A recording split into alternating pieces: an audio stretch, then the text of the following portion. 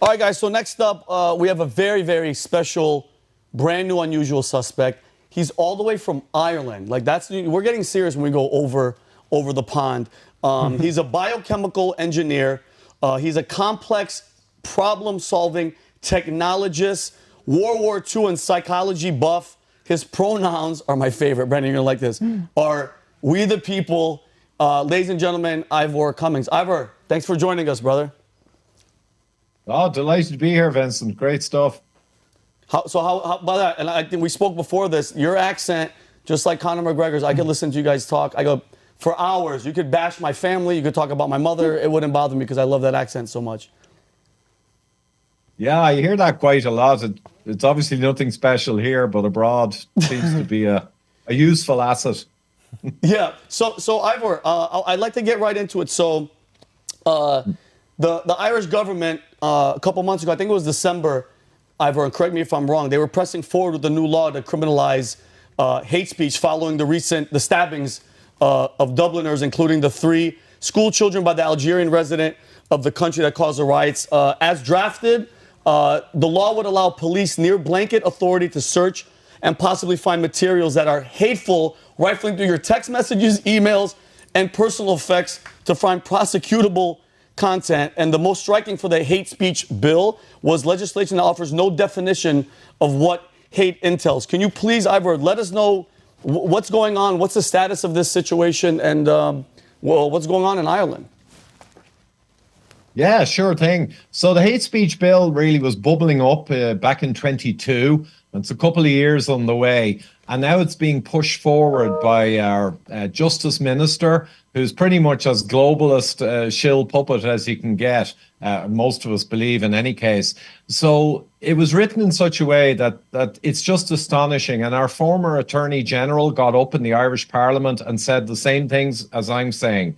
He said there is no proper definition, of what really hateful is. And you cannot have a law where it's not even exactly clear what the thing you're prosecuting is.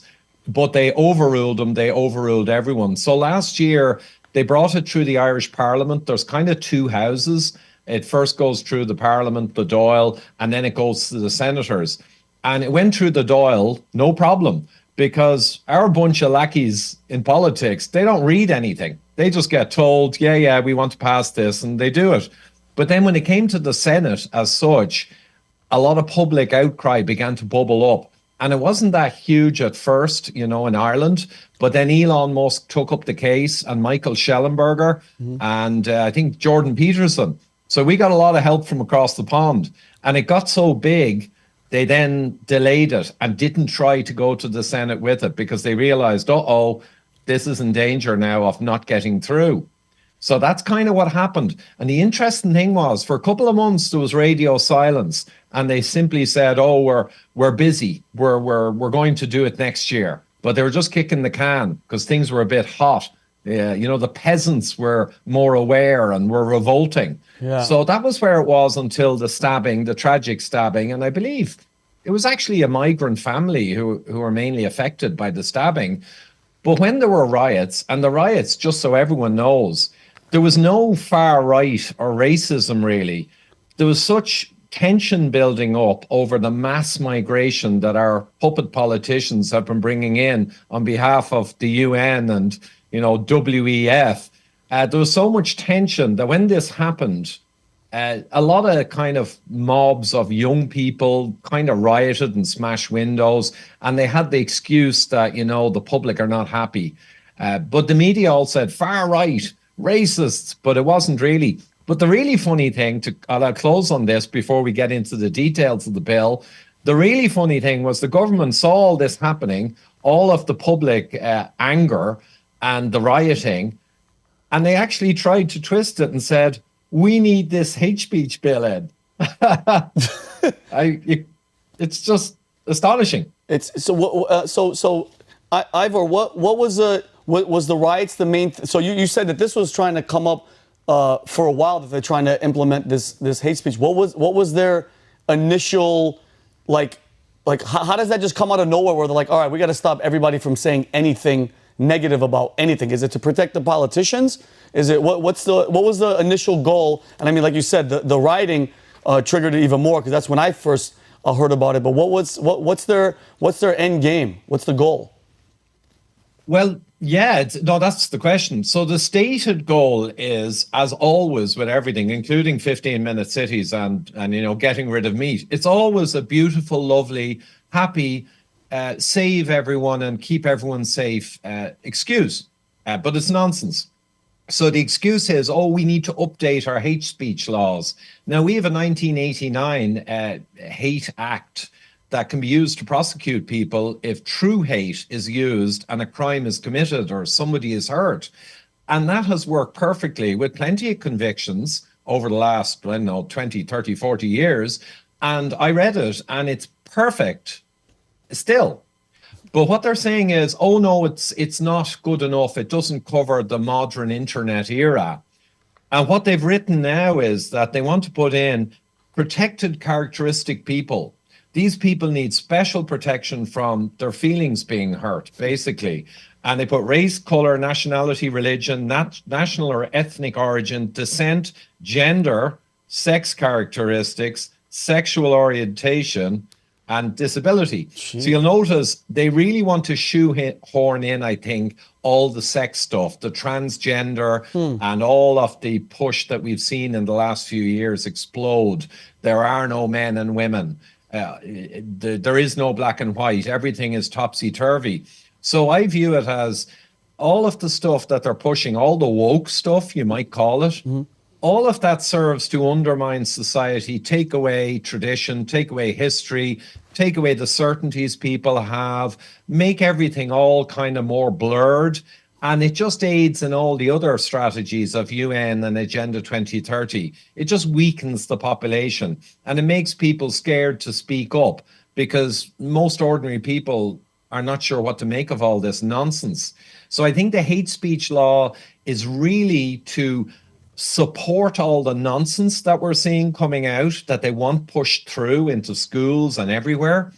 And it's also a chilling effect. And this is a key one that the Attorney General also mentioned, that it's written in such a way that it's literally Minority Report. You are guilty until proven innocent in this wording. Yeah.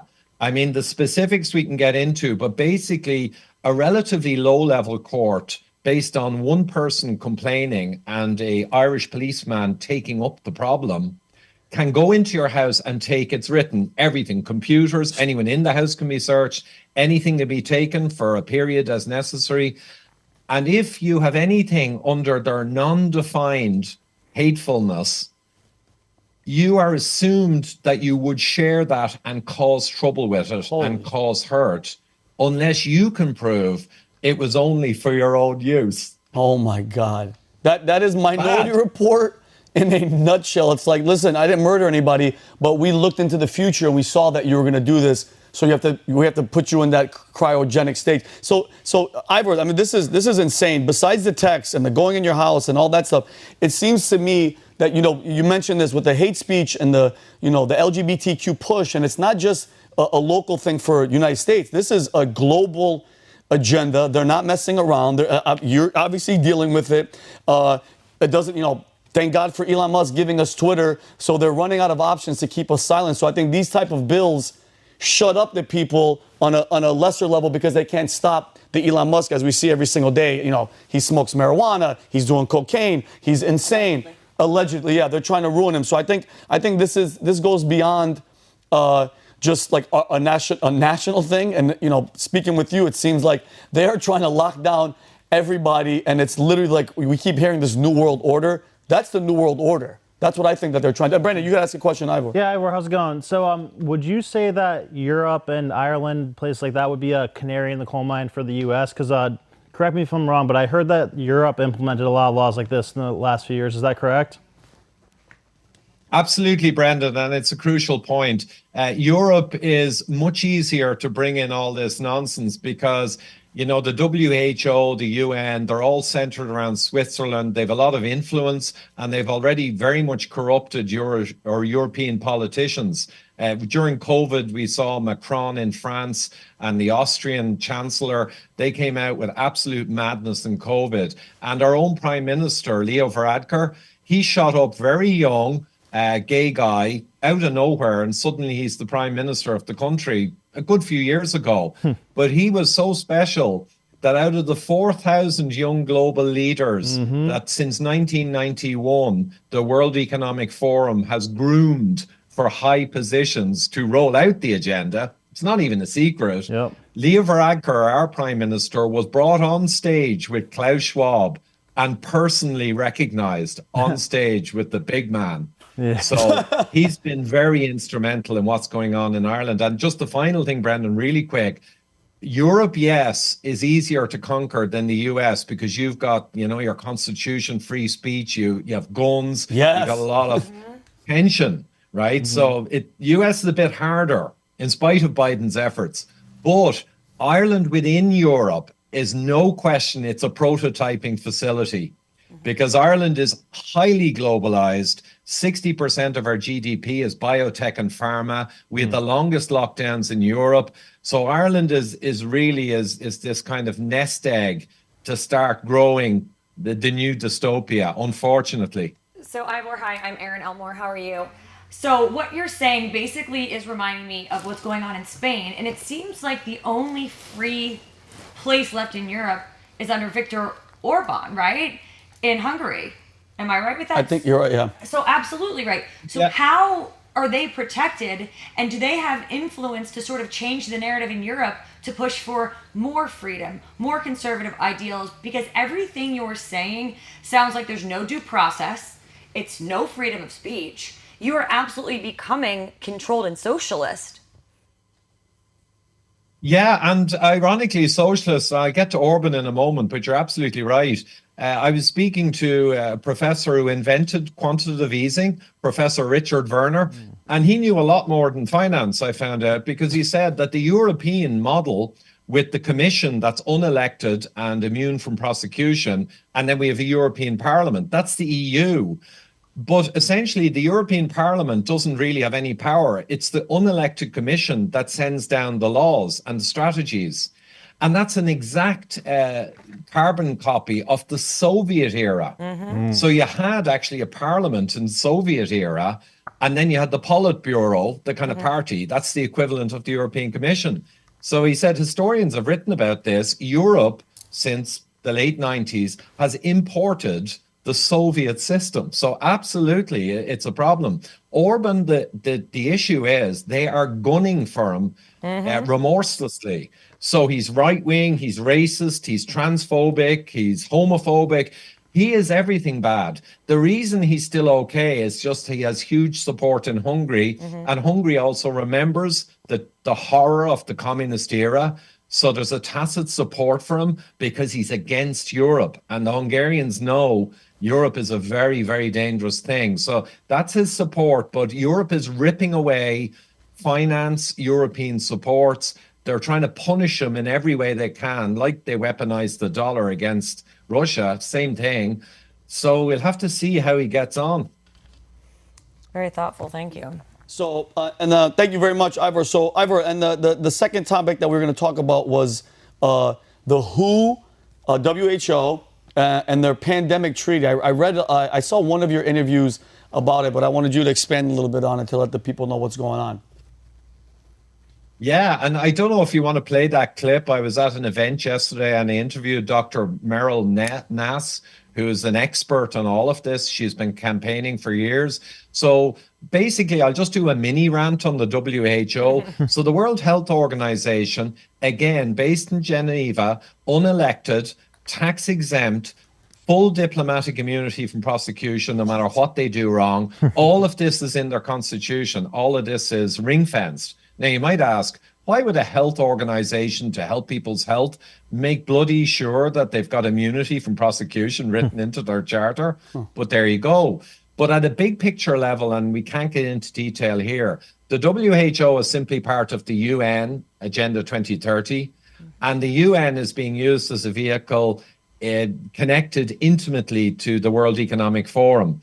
And the whole lot of that And many other organizations actually go back mainly to the 1950s and the Rockefeller Brothers Fund. So the Rockefellers were internationalists. They wanted a global world government. They put it on the record. There's no conspiracy theory. And they spent decades, and their descendants also, funding and organizing to create structures for a world government. And the UN largely is the model now for the new world government. So there's a long history there, and I can give you guys a link to share of a talk from a PhD who in 40 minutes explains the whole history. And when you watch it, all the weird stuff that's happening, it all clicks into place beautifully. I'm not even joking. I'm definitely going to get that from you after this. Yes. We actually have the clip, Ivor, ready to go of Dr. Merrill J. Nass. Can you just give us a brief thing? What are we going to watch right now? Right. So yesterday there was a great event. They actually managed to book in the Irish Parliament a room to present with around 6 speakers on the WHO pandemic treaty and the World Health Regulations. So they have 2 horses. Either horse will get them their dystopian outcome, but they have cleverly 2 horses. So if one fails, the other one might sneak through. So in the Irish Parliament, we had Andrew Bridgen from the MP from the UK, great guy. We had Dr. Merrill Nass, who's an expert in all of this. She was there speaking. And we had Tess Laurie and a few others, a lawyer who knows this inside out. So I went there, got interviews, but the one I grabbed, especially when I knew I was on this show, I said, I want to get you, Merrill, and do a short summary of what this is about. And I think she did a good job in a couple of minutes. So, so let's play that clip, Cal.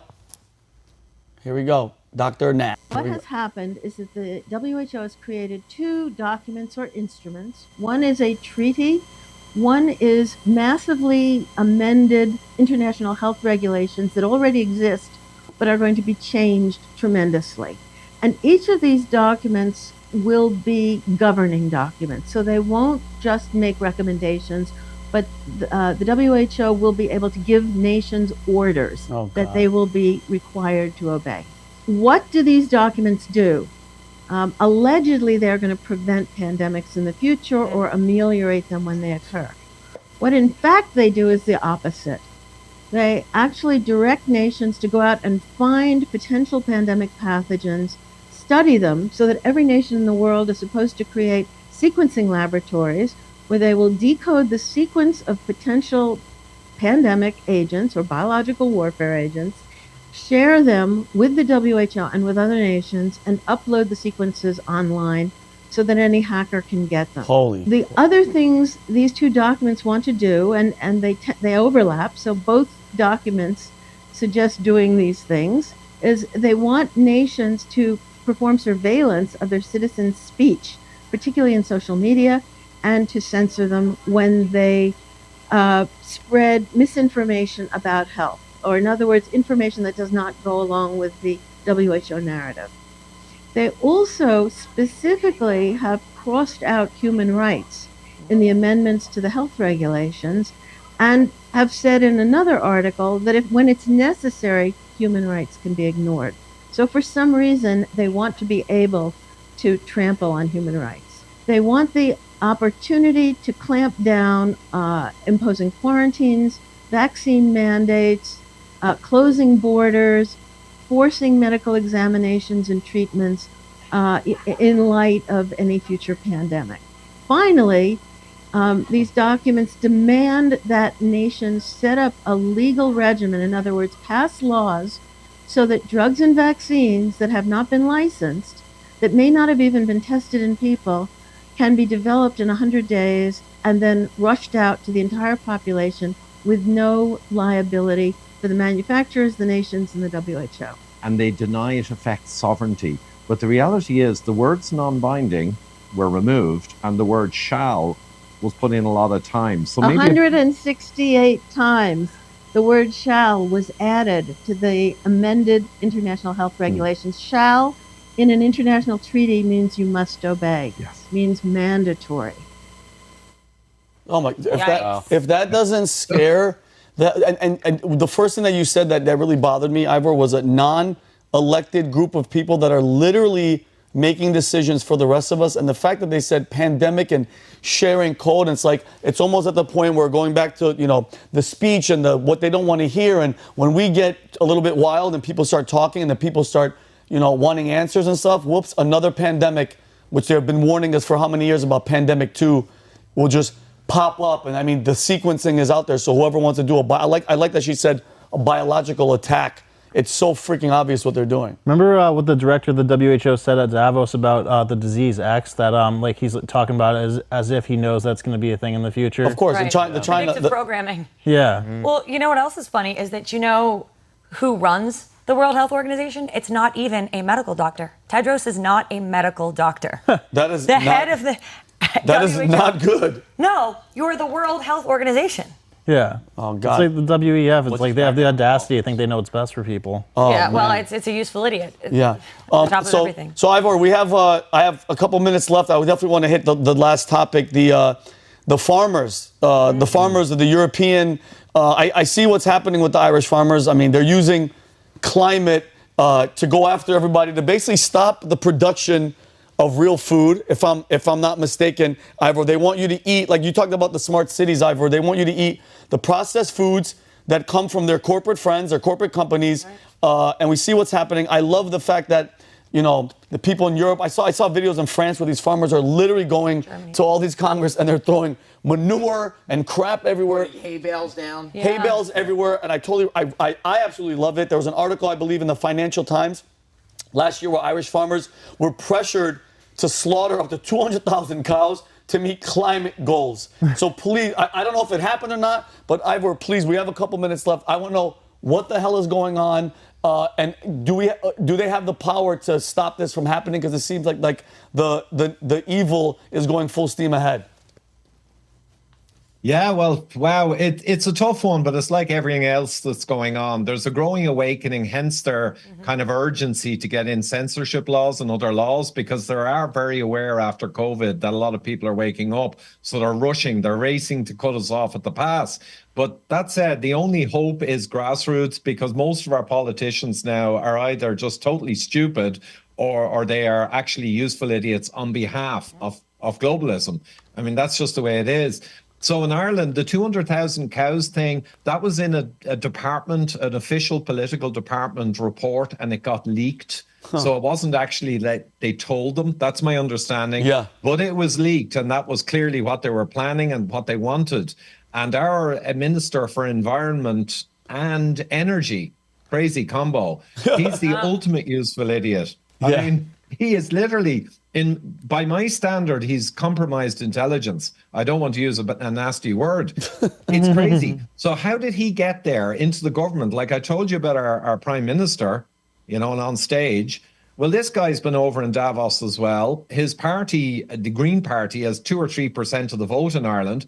And he's holding one of the most important ministerial positions in the country. So again, the useful idiots are brought up into positions. So the farmers in Ireland are pushing back all over Europe. Netherlands is nitrogen they're using. But just to get to why they're doing it, it just fits in with everything else, with the trans, with everything else, all fits into a nice corporate strategic set of goals. It's a program.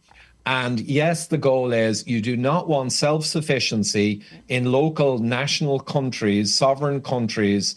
You want to just leech that away steadily with the excuse of climate. And we don't have time to get into climate, but the science there is arguably worse than the COVID science. And over time, then take away all that and make people dependent on corporate ultra-processed food. And that will also fit in nicely with 15-minute city concepts. So everything dovetails together. So people are kind of confused and saying, yeah, a lot of crazy stuff is going on, but it seems like to be all over the place. They don't understand everything fits together beautifully. And that video I mentioned really helps too. Do you think so? Just really fast, because we have to wrap it up. Are the farmers going to succeed, Ivor? Because I hope to God that they do. Do you feel in your heart of hearts that this is going to be a positive outcome for them? Yeah, I think there's some very good signs, including some subtle ones. They were offered money and a deferral of these costs that are crippling them. And they usually take the money and then they disband and they come back later and they're complaining again. This time, generally, they didn't take the money. Wow. And that for me means they know this is the end game. That if they get a concession and they leave, you know, this is end game stuff. So they understand that. So I'd say they have a very good chance of changing the game. They need the public support. I always say to people on this whole globalist dystopian hurtling train that we're on, right? We're all in it together. I always say we're riding down the razor's edge.